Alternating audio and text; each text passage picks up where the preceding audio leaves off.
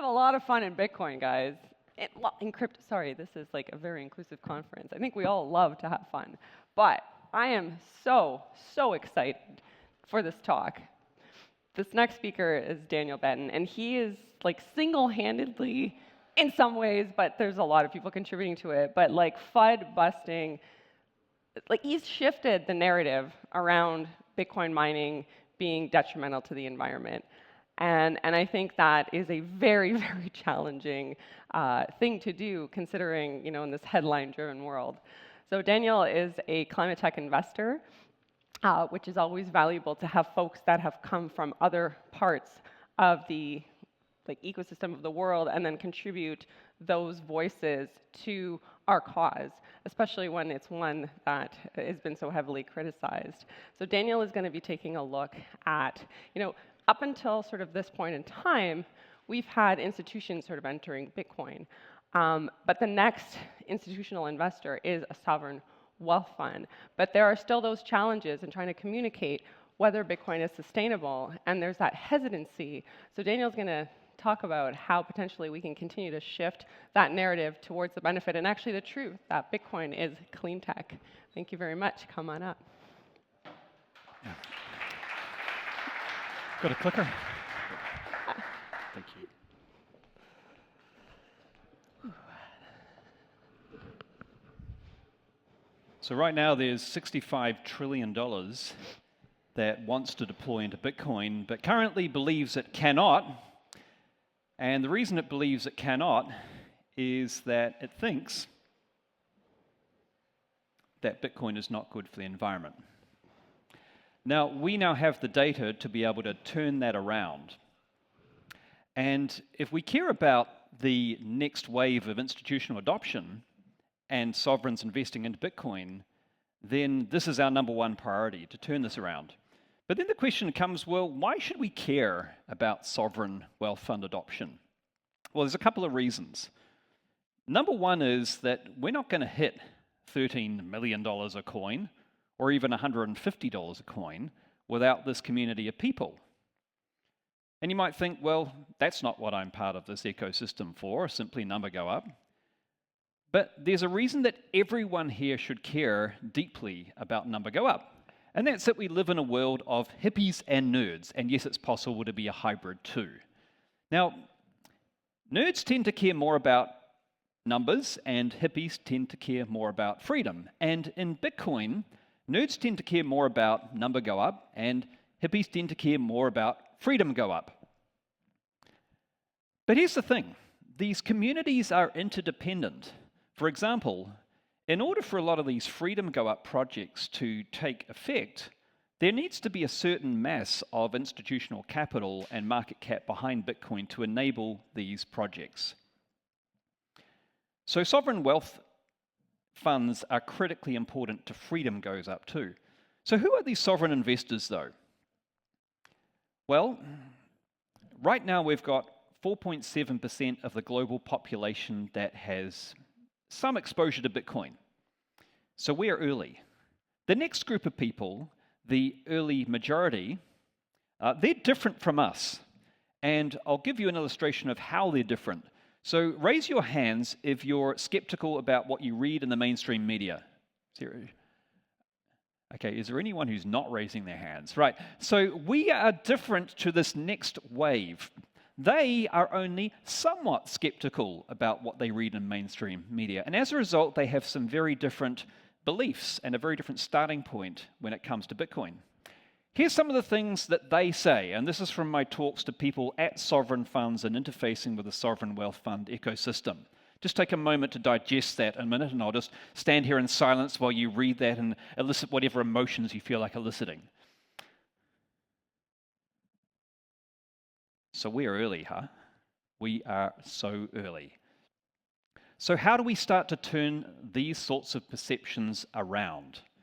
And the answer is to do three things. Number one, before we start, we've got to actually screen out all the noise.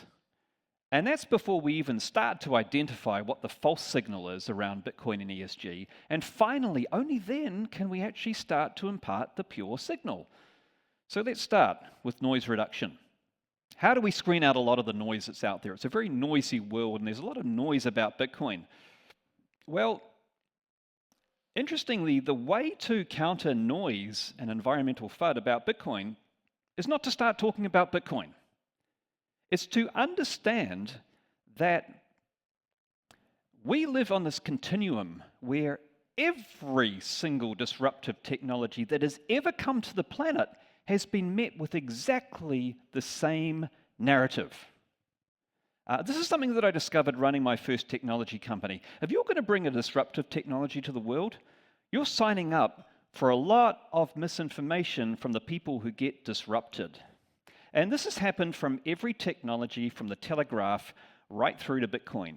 An unbroken stream of 21 technologies across 160 years. Let's zoom in a little bit. Here's some examples in the media of how the media has appraised certain technologies that were disruptive or disruptive devices in the past. So long before Bitcoin was posed as an existential threat to the human race, the teddy bear was. So we've been here before. Let's zoom in a little more. Now, I could have chosen any technologies, but I've selected two which disrupt multiple different industries at the same time. The first one is the bicycle. Not many people know this, but this is currently the most ubiquitous form of transportation in the world still.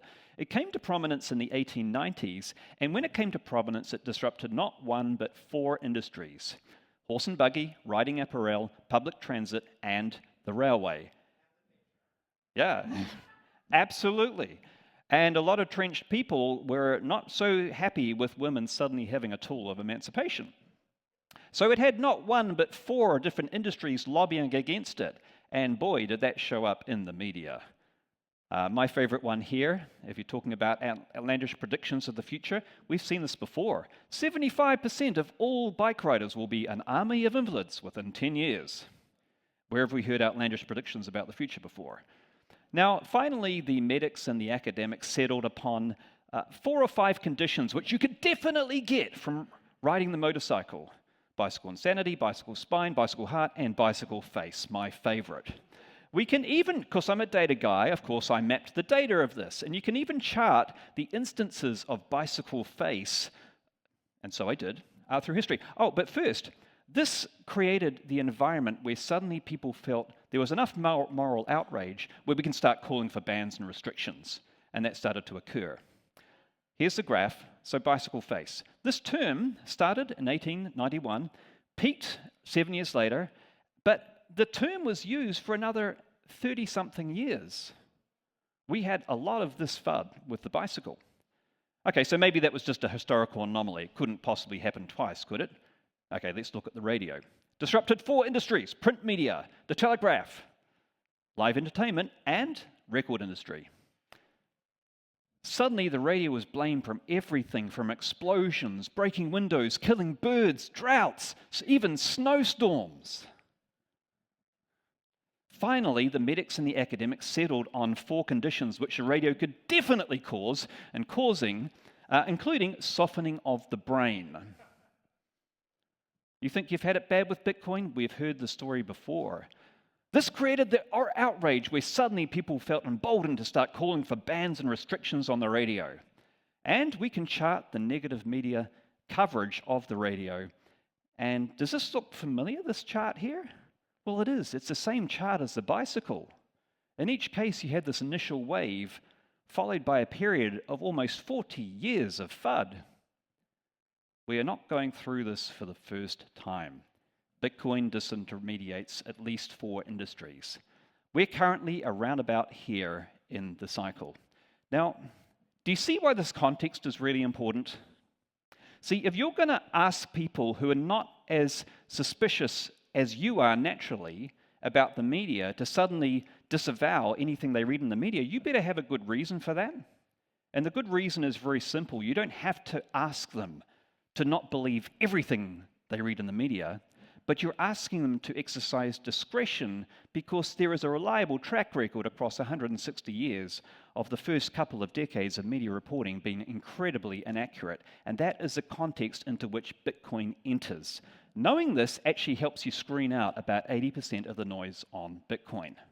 We haven't even talked about Bitcoin yet. Okay, once we've screened out the noise, we can start to talk about false signal. Now, in the case of radio and the bicycle, the false signal was provided largely by academics and by medics. In Bitcoin's case, it was provided mainly by central bankers. And particularly this paper here, which, what's that? Academics, exactly. This word here is very important, commentary. Now, I had to look up the meaning of commentary within the context of an academic journal. According to Nature magazine, one of the world's 2 most reputable scientific journals, a commentary is something that, number 1, has gone through a lighter peer review process. Number 2, it tends to be shorter. This one here was 5 pages. And number 3, it is allowed to echo the writer's perspective as opposed to introducing new data. In other words, it is the academic equivalent of the difference between a feature article and an opinion piece. It puts forward the author's perspective. Alex de Vries's perspective was that, hey, we can measure Bitcoin's emissions per transaction and show that its energy usage will get totally out of hand as transaction volume scales. Give the guy credit where credit's due. The year before his article, there was 1 article in the media about Bitcoin and energy. After his commentary was published, more than 400. Cambridge immediately debunked the metric as not a meaningful metric in the context of proof of work consensus mechanisms. Do you think this stopped the media reporting on it? No chance. In fact, not only did they continue to report on it, but regulatory bodies, central banks, and NGOs joined the super spreader event. The metric went on to be debunked 4 times in peer-reviewed articles. But again, far from discouraging the spreading of this metric, it went on to not only spread but to mutate. We went from energy per consumption to emissions per transaction to e-waste per transaction, and finally, water per transaction. All the work of one author, Alex de Vries. So this was patient 0, and if we follow this through, this is actually a chart here produced by Litmaps, one of my investee companies, which maps like a phylogenetic tree of where articles come from. And as we can see, the origin for all these articles was a single paper by Alex de Vries in 2018. We can also trace how many articles it spawned. So Alex de Vries and the papers who reference him have now been responsible for 4,500 citations. That's a lot of citations. 10 papers are derivatives of this one flawed metric. The metric was picked up, and Alex de Vries was quoted in the White House report on crypto mining 4 times more than the next highest author. For Greenpeace, it was the epistemological basis for their entire Change the Code campaign. Now, there's a bit of a problem with the per transaction metric, though, and that's it, as a lot of you here will know, Bitcoin's energy consumption does not actually come from its transactions. But to suggest it does suggests that as Bitcoin scales, its emissions and energy will get out of hand, whereas in fact we can see from the graph here, if you follow that pink line, hash rate's going up 8 times over the last 4 years. Prices going up 6 times over the last 4 years. But that pink line in the middle, they're staying like a heartbeat. Emissions has not increased. There's a second problem with this transaction, emissions per transaction metric. And that's something called semantic ambiguity. Now, to give an everyday example of what semantic ambiguity means, let's imagine that you and I enter into a contract. You're going to do some work for me, and I'm going to pay you handsomely, $1 million for completion of that contract. You complete the work, upon which I then present you with $1 million Zimbabwean dollars. Now, you're feeling a little bit aggrieved about this relationship, about this point? Well, that's because different words, such as $1 million, have very different meanings in different locations, just as the word transaction has a very different meaning in different locations. One fiat transaction means what? A ledger entry. But in the blockchain world, a transaction can mean more than 2,000 traditional transactions, or using the layer 2 networks such as Lightning, billions of transactions. To fail to mention this is not only misleading, but disingenuous. The metric is fundamentally flawed. The logical basis for all FUD is as robust as it was for the bicycle and the radio. Now, in years to come, maybe 10 years' time, people will look back at this era of history and they'll go, those guys in the 20s, did they really believe that a single Bitcoin transaction could drain a swimming pool of water, be responsible for 2 iPhones worth of waste, $100 worth of electricity consumption, and 3 households worth of emissions? Those crazy people. How gullible they were. I'm glad our media is much more reliable in its reporting these days. So false signal is the second point. And only once we've dealt with the noise and the false signal, now we're in a position to actually start to tell the story we want to tell, which is the pure signal. Let's talk about that story. Now, there's been a phenomenal, here's the good news, there has been a phenomenal turnaround in the last 2 years. The academic literature is now, well, 3 qualities that have changed. Number 1, we're getting full papers, not commentaries. Number 2, they're anchored in a good understanding of how the blockchain actually operates. And number 3, they're using full contemporary data sets, not anecdotal data sets. As a result of this, we're now for the first time getting pure signal in triplicate, where the mining industry, the people in adjacent industries to Bitcoin mining, and the academics are all saying the same thing. And that's this, that Bitcoin can solve fundamental problems, fundamental large environmental challenges of our time. It can help to decarbonize our grids, stabilize our grids, and mitigate our most dangerous greenhouse gas, methane. Now, the press has also started to come to the party. As we can see, the amount of negative coverage has started to taper off over the last 2 years. And in parallel, in the last 2 years, we've actually flipped to net positive reporting on Bitcoin and energy. The transition happened, if we zoom in a little, around March of last year. And here's an example. Financial Times, who used to be one of the chief architects of misinformation on Bitcoin, now is starting to cautiously change their tune, which is why I say we're about here in the cycle. We've done incredible work, but there's more work to do. At the same time, we've also started to debunk some of these myths around e-waste, for example. One of the world's top electronic recyclers in the world has confirmed that not a single part of Bitcoin ASICs goes into landfills, that it's 100% recyclable because it contains none of the heavy metals that traditional electronics do. In terms of water FUD, well, far from creating water scarcity, we've actually learnt that Bitcoin can create water abundance in dry places such as the UAE, where you have these desalination plants. Running Bitcoin, you can use a heat exhaust to make the desalination plant more effective, therefore doing more desalination per kilowatt hour. And this whole narrative around Bitcoin is used by criminals was debunked by none other than the US Treasury, who in their 2024 money laundering report stated that fiat currency is by far the most preferred vehicle for cyber criminals. At the same time, this narrative that Bitcoin has no use case has been well and truly debunked by Alex Gladstein at the Human Rights Foundation, who showed that it has no fewer than 19 different humanitarian applications, which are benefiting, we estimate, more than 100 million people already today. Meanwhile, the environmental benefits of Bitcoin are now up to 21. That's a good number. And continue to grow. We're not going to go through all 21 today, but let's look at some highlights. 2 things are important here.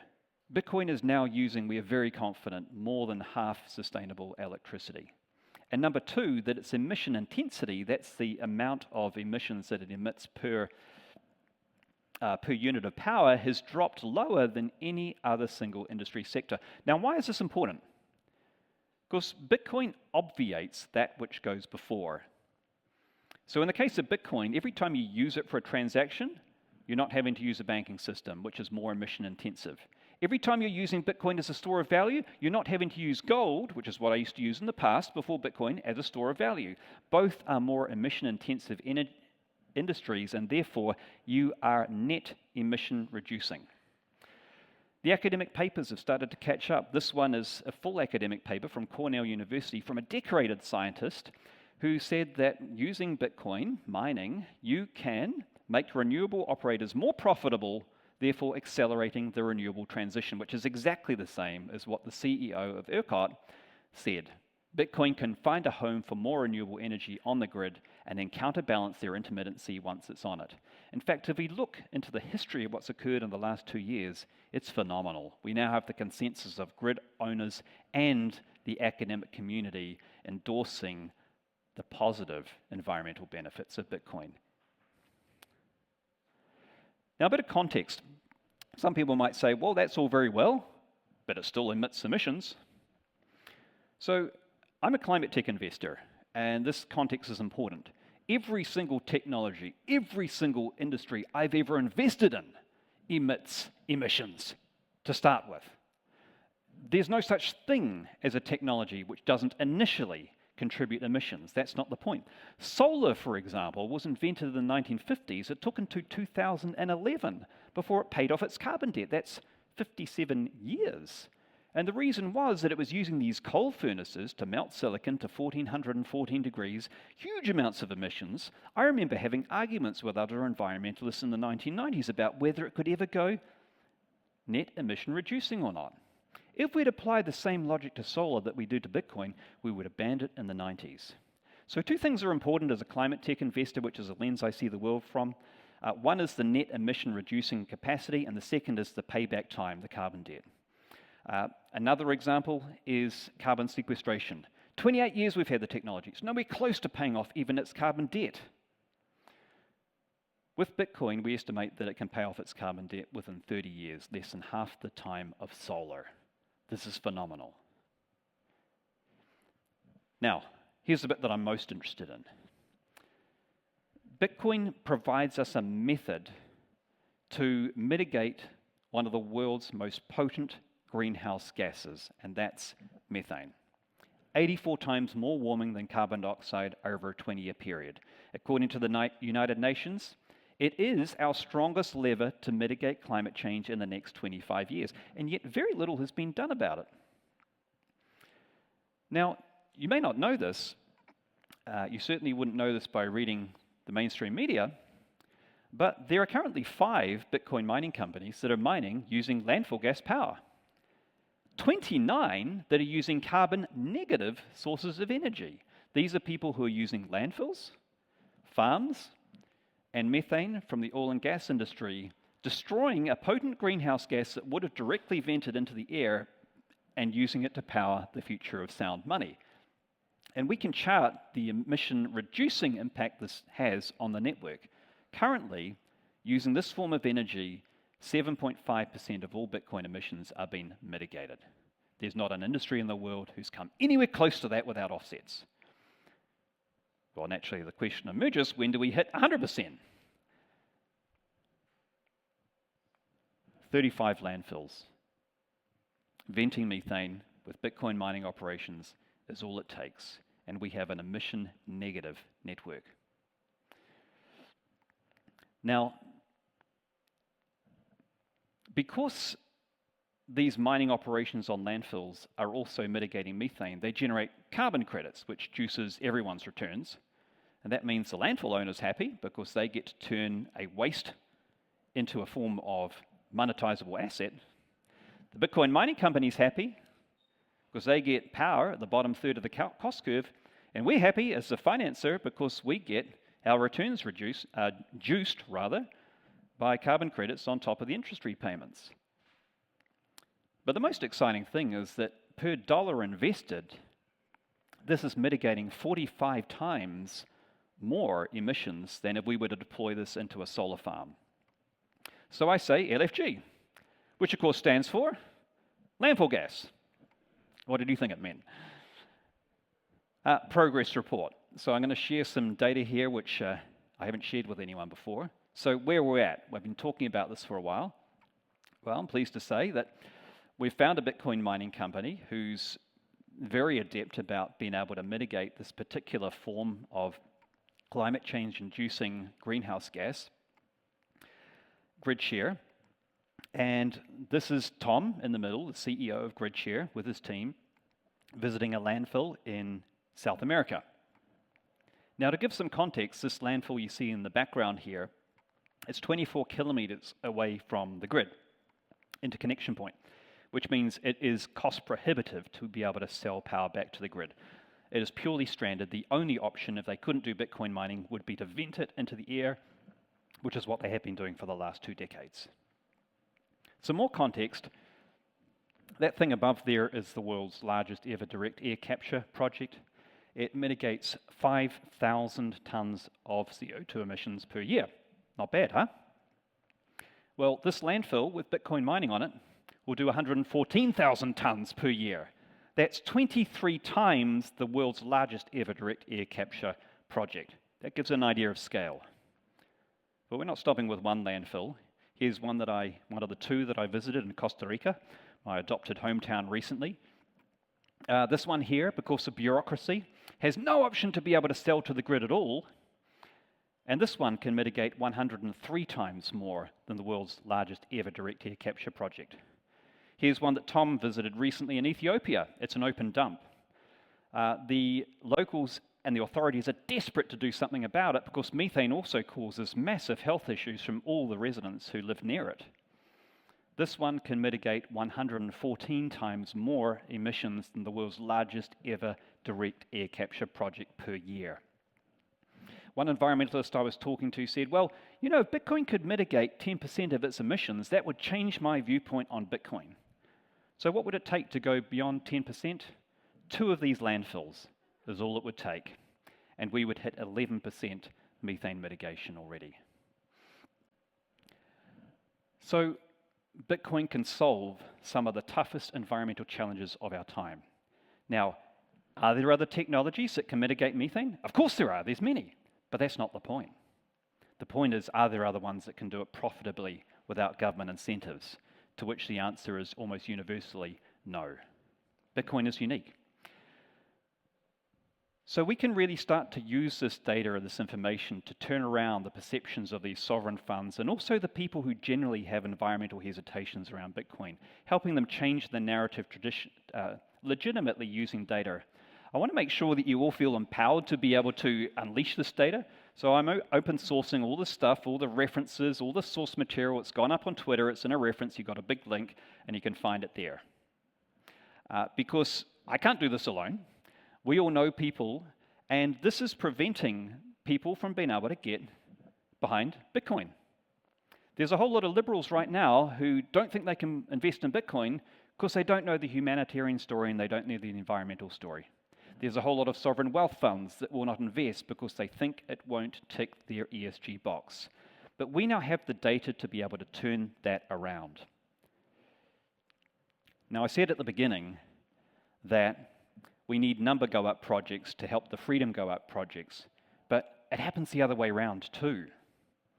Unless we have more freedom go up projects, then we won't have more number go up. Because these are the results and the stories they create is what inspires the next wave of institutional investment. So, on one hand, one investor can bring energy abundance to 1,000 villagers in Africa. But also, the smile on the face of one villager can inspire the next 1,000 people to adopt Bitcoin. Thank you. Thank you. Whoa, sir, stay up there. We would love to open the floor for questions. I'm just gonna, and who will be next? And then Phil.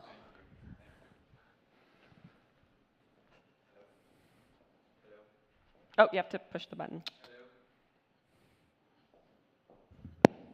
Hello. Understand how, when you mitigate methane, that's transformed into carbon credits.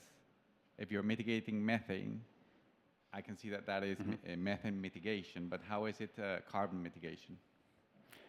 So every ton of methane you mitigate, you get 28 carbon credits. If you mitigate 1 ton of carbon dioxide, you get 1 credit. So you get 28 times more credits. So methane mitigation is a recognized form of carbon reduction, or it's called CO2 equivalent reduction. It's an equivalency, really. Yep. It's not really actual carbon mitigation. It's better. It's 28 times better. It's more Yeah. more the effect, but not its actual carbon.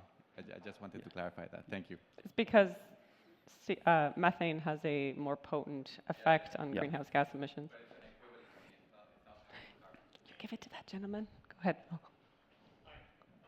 Yeah. Flip the button up.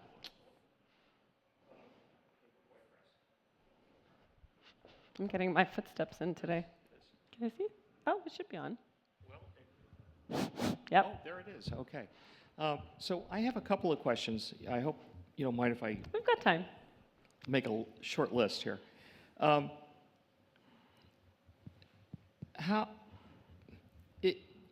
like to know how much, if we draw a pie chart of total Bitcoin energy utilization worldwide, and we tried to see what percentage of that pie chart is from stranded energy. I mean, you're mostly focusing here on stranded energy. So setting aside what's possible, hypothetically possible, theoretically possible, if we knew what the empirically already established reality is, I'd like to know how big is that slice of that pie chart is stranded energy for Bitcoin mining right now? Yeah. So we don't have any peer-reviewed studies on that can confirm it empirically. We only have guesstimates. My guesstimate is it would be around 15 to 20% right now. So we're early on the curve, but we've already made pretty good progress. And that's a combination. Some of it will be stranded hydro, some of it will be stranded solar, some stranded wind, and a smaller percentage, much smaller, will be stranded methane. I was not aware that there was stranded solar and wind because generally people have to build machinery and installations to capture that, and they wouldn't do it unless they could get it somewhere. That's not the way it works. Most of the solar and wind has been built places according to government incentives. So generally speaking, if you look at West Texas, for example, all the population lives in East Texas, all the solar and wind has been built in West Texas. So you have an aging grid which only has so much transmission ability. So it's stranded. That sounds a lot like the same mistake that China made. Yeah, so it's stranded in time and it's stranded in space. And so a lot of that solar and wind, so Germany, for example, where's all the wind generation? North Germany, right? Where does the population live predominantly? South Germany. So what happens if you have a peak wind event, you have 92 hours of peak wind, sure, you can soak up the first 4 hours with batteries, but after that, what do? Well, you can't transmit it because there's not the transmission capability. So unless you have an on-site off-taker for that energy, it's all stranded, it's all wasted. And that's where Bitcoin's really played a huge role in soaking up that stranded energy. Okay, so my next question is slightly off the stranded part of the energy budget here, but more the green energy. So, there may be a lot of green energy in Bitcoin mining, but and I'm not talking about stranded. I'm just talking about like when you buy it from the grid. So grids often sell a mix of energies. They have some of it from green sources and some from fossil fuels. But whenever you buy something from the grid and you say, I want to buy green energy, they'll sell it to you. But that means there's less of it available for someone else. So if there's it's fungible. Energy is fungible like money. And so if a power company sells you grid energy that they guarantee comes from green energy, well, then someone else also wants to buy that green energy. But now somebody else bought it all or bought a lot of it, leaving less over here for the residences that want to buy green energy. They can't. They got to buy some coal energy also. And so it's fungible. And so, part of the criticism of Bitcoin and other cryptocurrency mining is that it's the total energy used and it's fungible. And so there's only so much green energy that anyone can buy before the grid operators have to cut into fossil sources. Is there anything we can do about that? Yeah. I mean, Microsoft solved it by just buying an entire 3 Mile Island nuclear facility. Yeah. So there's three things. Number one is grid energy is not the only source of Bitcoin mining. So 30% of the energy is now used off-grid. So there's no contention. Second thing is that a lot of the time that energy would have been at a time of day, such as the middle of the day. when no one else could use the solar energy, or the middle of the night when no one else could use that wind energy. So there is no competition. And the third thing is there's a natural inbuilt incentive mechanism where when everyone's contending for the same energy at the same time, that's when wholesale electricity prices spike, and so there's an inbuilt economic incentive not to use energy at that time. But the other thing is this is an argument which the New York Times has used, but you could actually use that argument against anyone. You could single out any industry you wanted and say, by you using that energy, someone else cannot. But the reality is the incentives by which you progressively use more baseload electricity are much more complex than a lot of those marginal emission calculations would suggest. Yeah, there is one beautiful thing about Bitcoin energy utilization, is that it can be highly dynamic. Most users of electricity need it right then. I mean, a hospital that needs to do surgery in an otherwise darkened operating room can't do the surgery if the lights go out. They need to have that right now. But a Bitcoin miner can say, okay, I'll wait an hour. Correct. You know? And the other thing is that the two things come in concert. So what you have to realize is that a lot of that energy in Texas a lot of that green energy would not have been there, would not have come onto the grid if it hadn't been for those Bitcoin mining companies allowing the profitability of those renewable generators, therefore expanding those facilities. So it's working in both ways. It's both incentivizing more sustainable energy to come onto the grid by making it more profitable. The Texas grid operator said the same thing. The academic research backs that up as well. And then when you have more energy on the grid, which is green, it's very quickly able to power down when other people are contending for that energy. Okay, I got one more, and that is, in our conversation yesterday, I put forth the idea that if there's some way we can allow the invisible hand of the free market favor Bitcoin mining output that comes from stranded energy or green energy, and by marking it, by tagging it, saying we assert that it came from these sources, and then let the free market, let the invisible hand of the free market operate, pass judgment on it, you know. And even if they can lie, eventually lies are outed, and the market can respond. And so I guess we'd have to wait a whole year for another conference to present a talk on that, but I'm intrigued by that. But you and I talked about that.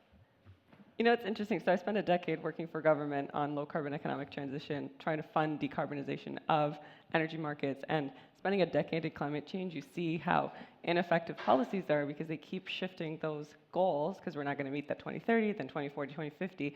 So nothing was being done in some ways, right? Because the ratepayers or the taxpayers, there wasn't sufficient funds to reach the reductions we need.